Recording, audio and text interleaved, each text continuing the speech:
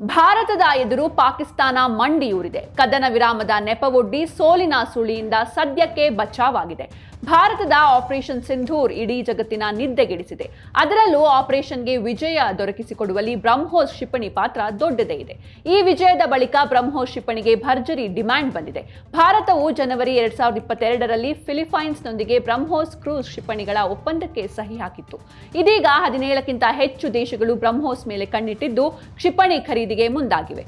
ಪಹಲ್ಗಾಮ್ ಭಯೋತ್ಪಾದಕ ದಾಳಿ ನಂತರ ಪಾಕಿಸ್ತಾನಕ್ಕೆ ಸ್ಪಷ್ಟ ಸಂದೇಶವನ್ನ ತಲುಪಿಸುವ ಮೂಲಕ ಆಪರೇಷನ್ ಸಿಂಧೂರ್ನಲ್ಲಿ ಬ್ರಹ್ಮೋಸ್ ಕ್ರೂಸ್ ಕ್ಷಿಪಣಿ ಪ್ರಮುಖ ಪಾತ್ರ ವಹಿಸಿತ್ತು. ಇದರ ಯಶಸ್ವಿ ಬಳಕೆಯು ಭಾರತದ ನಿಖರ ದಾಳಿ ಸಾಮರ್ಥ್ಯಗಳನ್ನು ಎತ್ತಿ ತೋರಿಸಿತ್ತು ಮತ್ತು ಪಾಕಿಸ್ತಾನ ಮತ್ತು ಒಳಗೊಂಡಿರುವ ಭಯೋತ್ಪಾದಕ ಜಾಲಗಳಿಗೆ ಬಲವಾದ ಸಂಕೇತವನ್ನ ಕಳುಹಿಸಿತ್ತು.